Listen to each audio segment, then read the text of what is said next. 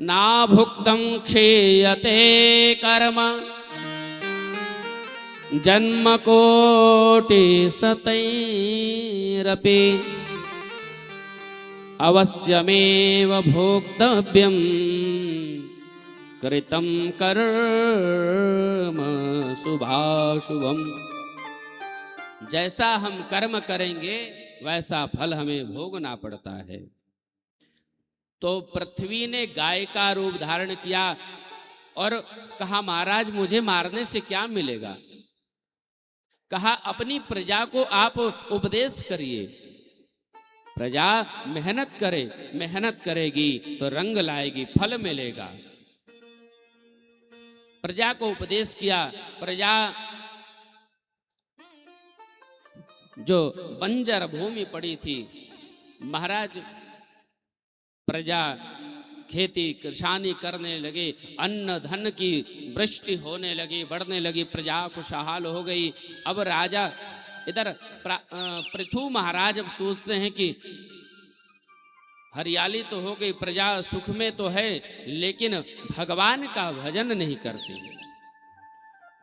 तो पृथु महाराज ने 100 यज्ञ करने का संकल्प लिया।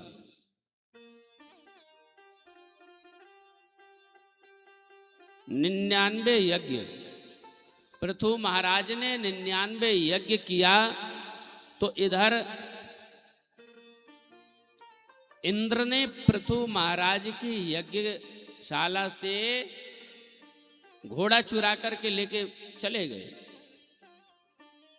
और पहले यज्ञ में घोड़ा छोड़ा जाता था। इंद्र ने सोचा कि न घोड़ा रहेगा, घोड़ा जब चुरा लेंगे तो यज्ञ पूर्ण नहीं होगा। और क्योंकि इंद्र को डर सता गया कि कहीं पृथु महाराज 100 यज्ञ कर लेंगे तो मेरे कुर्सी न हिल जाए।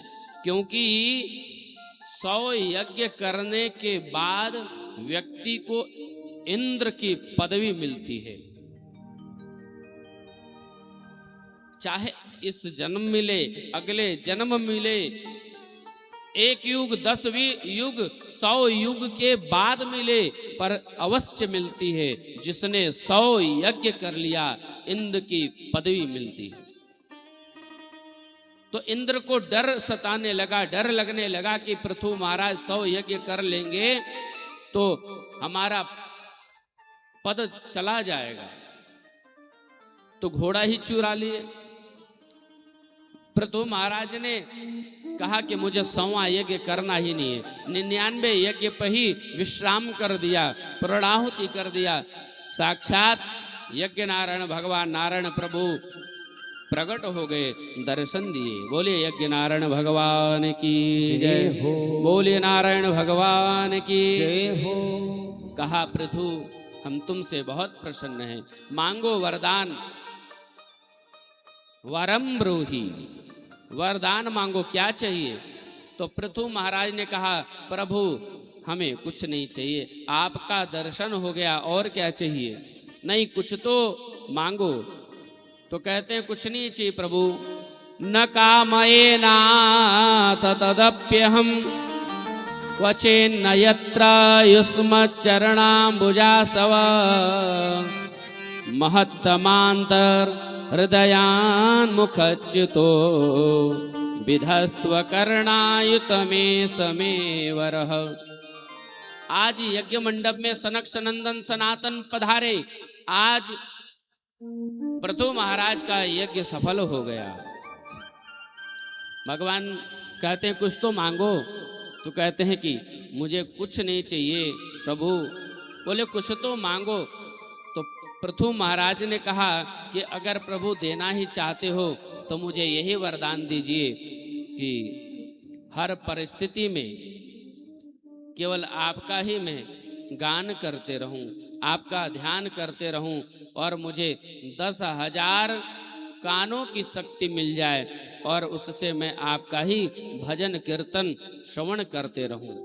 भगवान ने कहा कि भाई 2 कान में लोग थक जाते हैं सुनते सुनते, और तुम हो कि 10,000 कानों की शक्ति मांगते, ऐसा क्यों। बोले प्रभु आपके भजन के अलावा मुझे कुछ नहीं प्राप्त होता है। मुझे तो केवल आपके भजन कीर्तन में ही आनंद आता है। बोले भक्तवत्सल भगवान की जय, कृष्ण कन्हैया लाल की जय। आगे चल करके